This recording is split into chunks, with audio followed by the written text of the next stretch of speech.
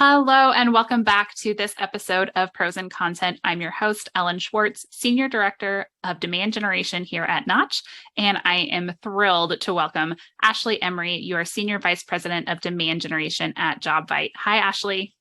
Hello. Thanks for having me. Hey, it's wonderful to have you here. Why don't we start off by just having you tell us a little bit about your career and your new role at JobVite? Sounds good. An easy question at the top here.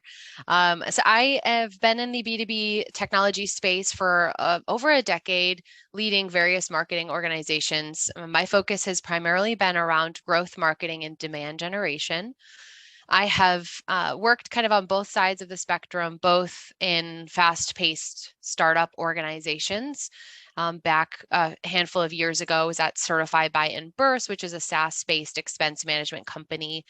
When I started there, I was the 11th employee. By the time I exited the business, we were around 300 employees. So as you can imagine, a lot of fast-paced moving growth there. I had led a team of 26 marketers by the time I had left there. So kind of a whirlwind of work there, and then migrated over to Amazon, specifically AWS. Which is on the other side of the spectrum, a very large corporate enterprise organization. And there, my primary job was leading our demand generation for our database and infrastructure services. And then currently today, I am at JobVite, which, as you had mentioned, lead the demand and marketing organization. And for those that aren't aware of JobVite, we are one of the leading providers of recruiting and talent acquisition software with over 18,000 customers and 3.1 million job openings getting moved through our system. So a lot of scale there. And as I started in this organization just a couple of months ago, my real main focus is coming in and building a scalable enterprise, go-to-market and demand generation engine that can really scale our business. That's incredible. I think it's impressive what you've been able to do at all of those particular jobs. So I'm excited to dig in. I know that the reason I've invited you here, and it's something that I really am excited to dig in on this particular conversation, is to look at full funnel metrics. It's something that you're passionate about, not just doing, but doing well and doing supported by data. What more do you want to add to that? I love data. I am a data nerd when it comes to marketing. I feel very strongly that you cannot optimize, you cannot build a cohesive strategy against things you cannot measure. So I think it is just imperative to marketing to be able to really understand the details at every level of what the performance marketing is. So really, looking at the primary KPIs, but then lifting up the hood and getting really deep and understanding both the qualitative and quantitative data that tells the story for the performance all the way through top of funnel awareness down through conversion to customer and full life cycle. So data is something that I am really passionate about. So this is a very great topic for me. Yeah, I'm glad that you're doing it. It's not something that just to be really honest, I'm not always the best at data. So I'm glad to have someone here who you're mixing it with marketing. You're really being driven by what the numbers tell you. So before we dig into kind of the metrics that you love, the processes behind them, I was curious how you started doing this. If you feel like you're, I guess as a marketer, if you feel like you're somewhere that you're kind of halfway doing what you're talking about, or you need to get buy-in, how do you go about actually gathering information that you'll need to construct this data-driven growth process? Do you need to go advocate? Do you have to prove? Do you have to beg? What do you do? Yeah. I think that's probably what led me into being so data-driven, because when I truthfully started my marketing journey 12, 13 years ago, I was really more so on the creative side. I really loved marketing and the creative work that marketing can do. I, thought I would be in advertising and I'd go down that path. And I quickly learned that you can't market and do the fun stuff without the money. You have to have budget and you have to have impact. And so to be able to really go out and advocate for some of the fun stuff I wanted to do, I had to know the numbers. I had to be able to say, hey, I'd like to do this program and this is why. And so it kind of just organically happened through being able to justify. And an example of that here is, coming into JobVite. We have made the shift through multiple mergers and acquisitions from being kind of a more mid-market and SMB focused business to moving up market into focusing on enterprise. And our product on the back end really supports the move to enterprise. But the challenge with shifting from one segment focused to another means we've got to really move perception and awareness in the market space to really understand where we're moving. And when you go in and say, hey, I want to run a thought leadership campaign, I want to run a brand awareness campaign, those are things that are hard to measure. And so, I have always, at this point in my career, no, I've got to lead with data. I can't just come into a room and say, hey, I want to run this multi-million-dollar awareness campaign.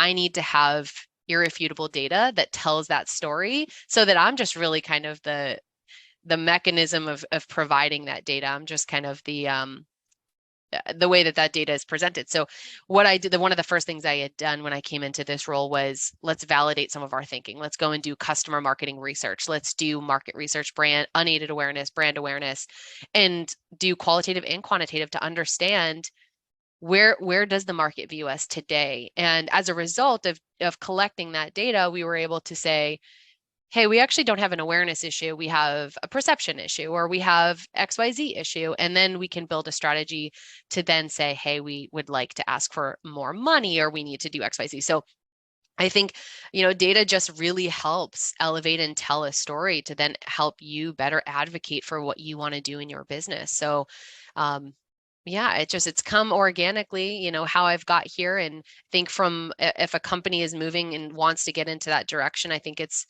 really just getting a list of what are the things you want to measure. I think starting at the very top, and I know we'll get into KPIs and what are those numbers, so I'll hold and getting into the details there. But I think it's really just asking the question on what are you trying to solve, and then making sure you have all the right data to be able to answer that question on where you're at today. Yeah, I think what was important that I heard you say there is it was important for you to have the data before you made the ask. You understood that something might not have been exactly right with the product, the go-to-market fit of this pivot into enterprise, but you needed something tangible to take to say, the reason I want to run program A is because I've seen this in our data. Here's some hard facts. 100%. And, it is so important to be able to do that, because even coming into this organization or past experiences, there will be people on the teams that will say, hey, I've been saying this for months, I've been saying this for years.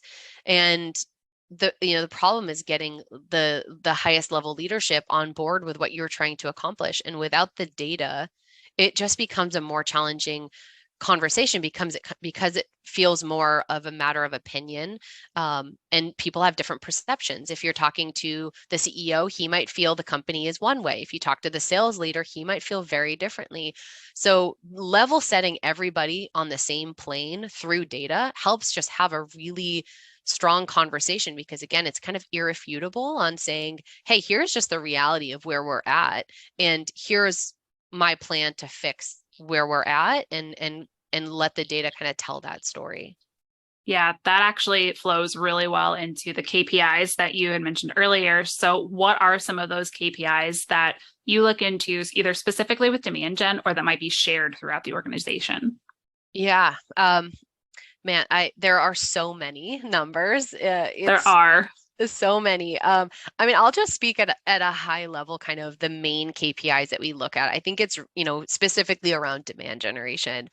Volume, velocity, and rate are the things that I really focus on. And if I'm being more specific, I'm talking, lead to MQL, SQL pipeline, closed won rates. Those are kind of my core metrics that I look at. Those are the things that we look at weekly in our WBRs, we look at in our monthly reviews. Like, those are kind of the biggest indicators of our success, and what our goals are tied to. But then, for me, again, I peel back the layers and get into the velocity. How quickly are things moving through our funnel, and understanding how, how things are moving from lead to MQL, et cetera. That really does indicate the quality and performance of those leads. So we look at that very regularly. And then looking at conversion rate by stage, understanding again how things are converting through. And then I really like to align all of that to the buying cycle. So I take those core metrics and look at our key segments that we have.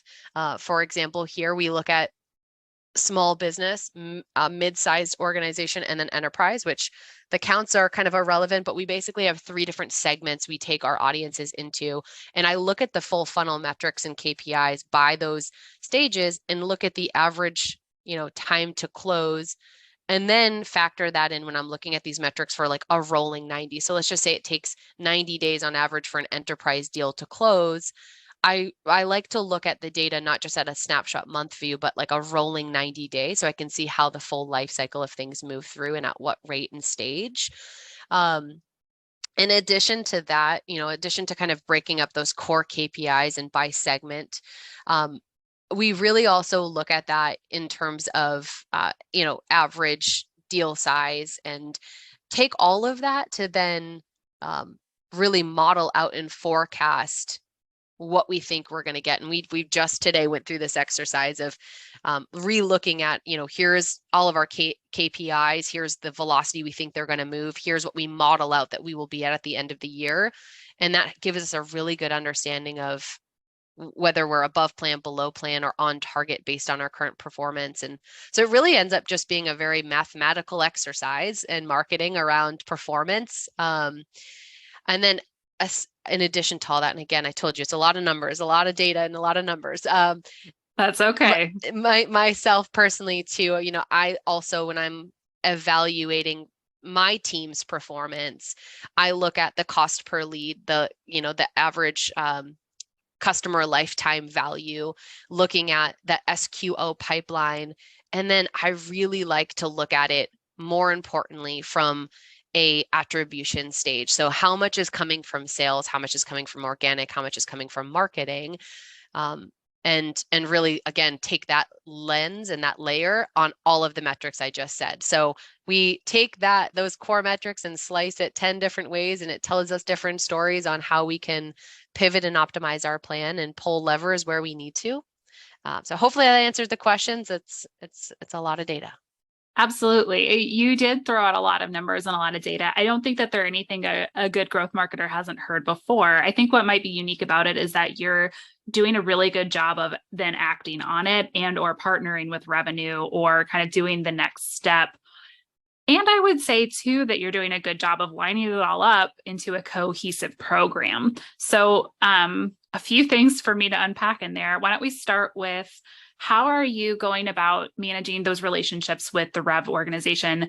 And specifically, how do you influence the numbers that they might look at for your performance? Yeah. Very relevant conversation, as part of the go-to-market strategy. Marketing, of course, is in here and in my previous organizations, marketing is responsible for the entirety of the funnel. Entirety meaning like the lead and MQL numbers down into SQO numbers, marketing is primarily responsible for. But we do know once you drive that demand, and even if you're overachieving in that top funnel demand, it then becomes a very collaborative approach from MQL to SQO down through that funnel. And it depends on the organization setup. Here we have marketing driving those leads into our SDRs or BDRs, then into sales, and then down through that funnel.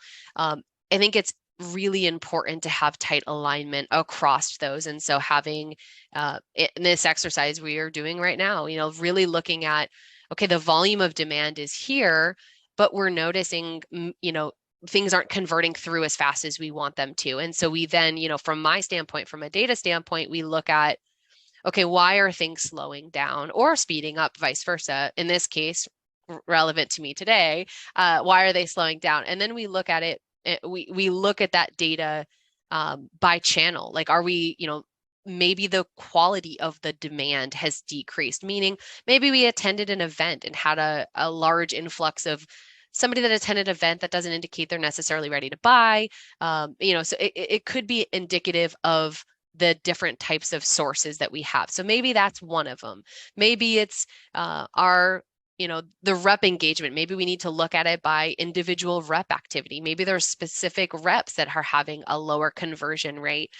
There are so many factors that we look at the data to say, before I even bring it to sales, I will look at the story around what I'm seeing, and then partner with sales to say, to try to build that relationship around, hey, how do we solve this problem together? Because on both sides, for us, we've got goals tied to each funnel stage, and in order to hit our revenue goal, we have to ideally meet or exceed each of those funnel stages. If one of those funnel stages slips, that bottom number really is impacted. So just having really tight alignment and looking to see where that downfall is. And in this case, it's really getting transparent with the relationship between the SDRs down into sales to understand kind of what is that behavioral path, and what email sequences are they dropping people into? What's the time to touch? What's the priority of what leads they work first? Are they incentivizing certain types of accounts based on grade and score? Like really getting into the meat of that relationship. Are they treating different sources differently based on the unique experience that person had? So I think it's just really important to, one, understand what's happening, and then to bring in the right partners into the conversation, the sales leaders, the SDR leaders, to then build a cohesive go-to-market plan on how you solve those things. So again, it all kind of does start back with the data. It does. And I'm curious if as you think about attribution, do you look at one sale that might have particularly had high velocity, AKA made it from showing up in your system to close quicker than the others? Or are you trying to look in aggregate to understand some of those macro signals, or maybe both? It is a little bit of both. I do think looking at the data at scale is important, like really understanding trends. So we do look at both, like we look at both. We certainly will look at, aggregate of groups of people.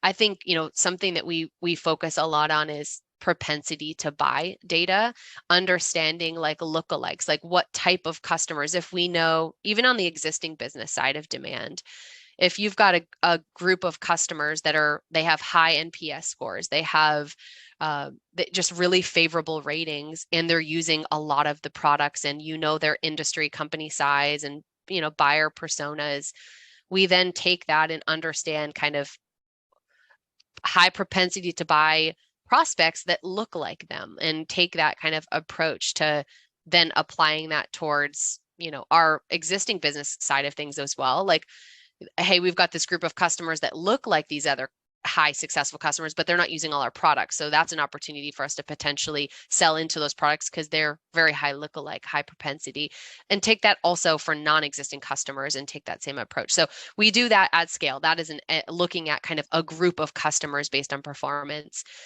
We also do look at like individual, especially on the enterprise side, because you don't have the volume of scale there. So a lot of the times we will look at individual enterprise deals and look at behaviors. We do a lot of close one analysis that is actually interviewing and talking to those deals that churned. And so that is a one-to-one exercise where we really investigate what happened in that individual case to see if there's some things see if there's any learnings from the individual account. So both is the answer. Of course, always. We heard in an earlier episode from Camille Trent, who was talking a lot about not making assumptions about your client. And that's kind of what I just heard you say, is that if you've got a smaller data set, or even if you just know that you have some really successful clients, how can you can go to them and say, what was it about our product that is working for you, so that you can learn from that and really, in their own words, take it to the next client. Yeah, I think you bring up a really good point. And this is truthfully, honestly, something that really, really got embedded in me, even at my time at Amazon. Like, there was a video I had watched of just Jeff Bezos, and he was talking about this as well, of like, the data is really just one side of the story. And it is true. The data is one side, but like there's also the anecdotal stories. Like if you can look at data and slice it so many ways to tell the story you want it to tell. And if you do that, it's like sometimes you're missing really the bigger picture. You're missing really like the reasons behind the why. And so I do think, like to what you're saying, I think it's really important for us as marketers to also ask the why and understand. And I think that's where you get into really understanding that qualitative data and the anecdotes and really like talking, get on the phone, like get out there, do focus groups and interview and have panel discussions, have a customer advisory board, like really kind of mirror that. Like the data is kind of directionally giving you really good insight, but also validate that through talking to customers. And I've got 10 examples I could tell you where sometimes the data assumptions are wrong when you start talking to people. They're not correlated. And so I do think it's really important to look and consider both. Yeah. Back in the days when I worked in customer experience, there was a jack-o'-lantern that was supposed to be scary because what was written on it is correlation equals causation instead of correlation does not equal causation. And I think it's where you could have a lot of data. And I'm hearing this the more and more I talk to people for this podcast and for other spots in my life where, yes, the data is important, but you have to understand the business. You have to always be asking the why. So you can ask why one time and you'll get the answer. And the next question should probably be, okay, but why? So always searching for the deeper and deeper understanding of what's going on, adding anecdotally to that and it is needed to add anecdotally to that. Yeah, 100%. And I think that's why when I reference kind of peeling back the layers, that's always the and why. Every layer is a and why of that. And that's something I've just I don't know, very curious. Half of the time it is just curiosity, but the and why and just not stopping until you get to that really deep understanding. And then even still not stopping and saying, okay, I kind of have the 10 and whys. Now I want to validate it by talking to a few folks. Yeah. Oh yeah. I like framing it that way. That makes a lot of sense. I'm going to ask a bit of a poke back at you, just wondering, you've had access because you've been at where the places you've been at, you've had access to a lot of data. Do you think that has helped you really grab onto this system more so than a marketer who might not have had access to such big swaths of data? That's a really good question.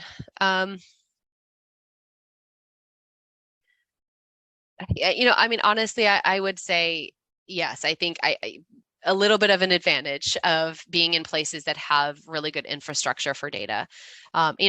Thinking back on my time, again, that startup mode mentality at Certify, we were a data-driven organization. We certainly were, but we didn't have the infrastructure. We didn't have a Tableau. We didn't have really strong BI tools to tell us the full narrative. We didn't have multi-touch attribution, systems and processes in place. So it was a little bit more kind of grassroots approach. Not to say we couldn't have, data analysis and you couldn't still do that. There is a lot you can do without having those really powerful infrastructures in place. But it is more challenging and it's hard to even know where to lift up and kind of dig into. But again, I think if you had now knowing what I know now, going into a company like Amazon where you've got multiple teams that are focusing on BI infrastructure and you've got you can look and slice the data in any way you can imagine. Now, obviously with my having that visibility, I would say now, knowing what I know now, I would prioritize that. If I was a smaller organization or a startup, I would prioritize the data first and really set up the right mechanisms for that. If you had to kind of arm wrestle on where you want to invest, I do think data is one of the things. And not that you need to have a really complex data warehouse and data lake and have it be this really, overly expensive process, but invest in getting a license or two to Tableau or a Domo or something like that where you can aggregate your data, because it is so important to understand your attribution and to understand where your business is being driven from. And it can make you be so much more scrappy and frugal in the way you spend your dollars. So the investment there is going to pay off in the end. But yes, now having the visibility to all of those, that is one of the first things coming into this role. We did not have a BI infrastructure, and that is something that we are investing in prioritizing. As we move into the enterprise space, it is imperative that we have really good understanding of our performance, and so we are making those investments and making sure we have the right visibility, because we are still a little bit in that startup mentality when it comes to data, and I just think it's really important to move the business in that direction. Yeah. And I think the reason I ask the question is I think a lot of organizations find themselves in a similar spot, no matter how big, how mature you are, is that marketing platforms for a long time have been disparate. They've all been solving for one thing or the other. But ultimately, what you're trying to understand is that full journey from someone finding you to someone buying from you and then keeping them happy as a customer. What is impacting all of this? What attribution can you truly give to each piece of this funnel? Yeah. So I appreciate that. I appreciate your honesty in saying you probably did have a leg up, and I appreciate the honesty as well in saying that you don't always have to have that in order to start somewhere, but that it's a hugely important piece of understanding to grow. Absolutely. Well, thank you so much for that, Ashley. I think this has been a really helpful conversation for me too. I learned a lot from you, and I appreciate you just kind of outlining and understanding everything that we can be doing to see that full customer journey. So that does, however, bring us to the lightning round, if you're ready. I am ready. Okay. What keeps you up at night as a growth marketer?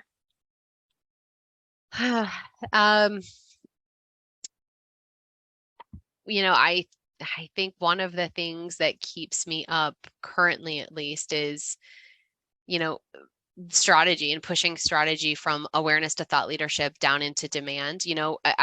Being a growth marketer, being focused on demand generation, it is inherently focused on the middle of funnel, people that are already typically in market. They're already aware of your product, maybe not you specifically, but they have a need.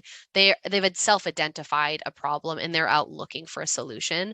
That is, a lot of time in that space is something that kind of is a measurable way to kind of tackle that. But the thing that keeps me up is really driving the strategy above that, the step up, the thought leadership, the awareness, the perception shift, and bringing the organization along in that journey with me to really understand the value of that and how it is so critical to the down funnel metrics. And so I think that's just kind of consistently been a theme for me throughout my career, is just really trying to get leadership to understand the value of needing to honestly double down on awareness and perception shifting so that you can have the long-term impact to the demand funnel. Well, you cannot have one without the other, and it's got to be a cohesive strategy. And so bringing leadership and bringing others on that full journey is something that I think about often. Yeah. And I think even harkening back to the very tip top of our conversation of understanding who needs to know what, how are you aligning with the different people, taking that up, down, telling the story that you see in the data and supporting with those anecdotes. Yep. Okay. What is a marketing campaign that you would love to run and or that you point to as like, that was genius? Oh, and not something that I've run, but something that I love. It could be something that you'd run, like if you'd run it again, that's just as great. That is a really great question. Thanks. I thought of it. It's because I want to know. Selfishly, it's like, what can I be doing here? Gosh, I hate to say it because I think a lot of my examples I think of are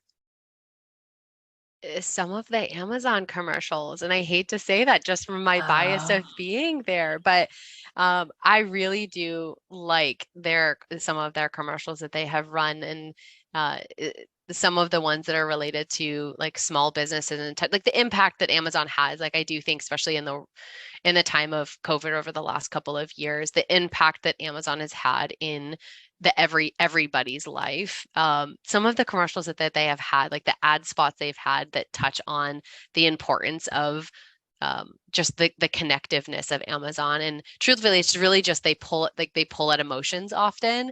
And I think they do a really good job of like winning the hearts of the people that they're focusing on. And seeing some of the international spots as well as we've expanded into other areas. Like I just think they really evoke a lot of emotion and connect really well with the people that they're trying to position their products for. So that's what comes off the top of my head. I'm sure there's 10 other great examples, but yeah.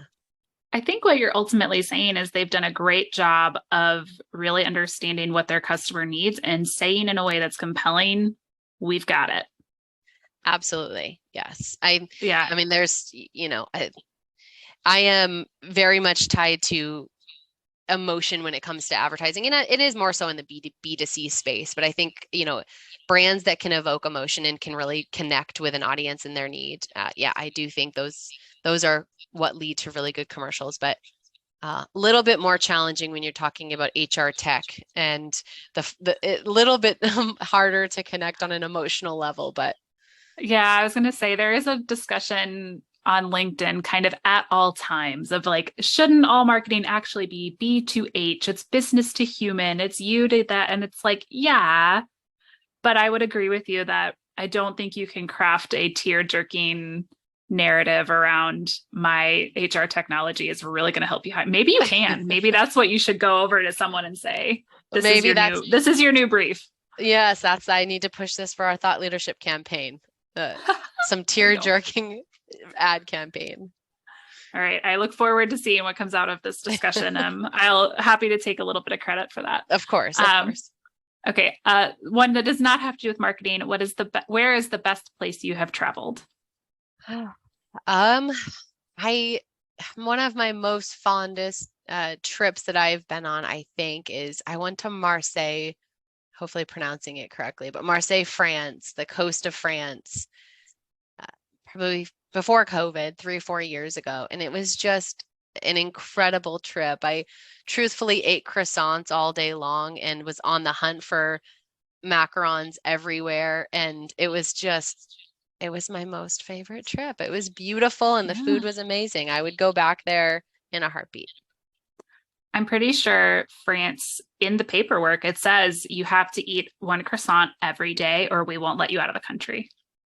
Yes, I followed that guideline very well. Well, they're delicious too, so that helps. Okay, last lightning round question. What was your pandemic cliche? The thing that I picked up during the pandemic, which I'm not saying that because I'm on a podcast here today, but truthfully, it was a podcast. I did not listen to podcasts before the pandemic. And then during the pandemic, I think because I was home and I had to force myself to get out and go for more walks, because if not, I would be in my home all day, every day. And so I started going on a lot more long walks. And so I would listen to podcasts on all of my walks. And so I have now got a handful of podcasts that I live and die by and listen to and wait for them to come out on a weekly basis. And it's a habit that has not yet died yet. All right. Well, hopefully we'll add pros and content to your list, and hopefully it's just as valuable for you to listen to as it will be for people to listen to you. So yes. I will say thank you one more time for joining me. It's been a real pleasure to chat with you. And my final question that I've asked every person so far that I've hosted is just, what would you like listeners to take away from this conversation?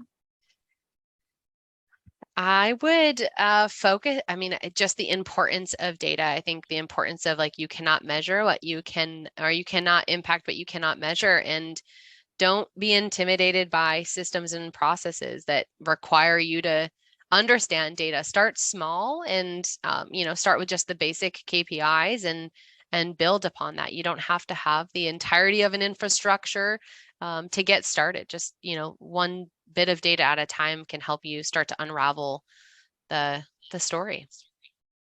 I love that. I think that's a great spot to wrap up on. So thank you again so much. If people would like to connect with you, where is the best place? You can LinkedIn, find me on LinkedIn, of course, would probably be the best way. All right. We'll link to that in the show notes. And I will say one more time, thank you so much. It's been really great to chat with you. Yes. Thank you, everyone. Have a good day. Thanks. And to our listeners, thank you so much for spending time with us. If you haven't yet, be sure to subscribe to Pros and Content wherever you found us. This season, we spoke with digital growth and demand gen marketers about sharing how they use audience journey strategy and metrics to accelerate business growth.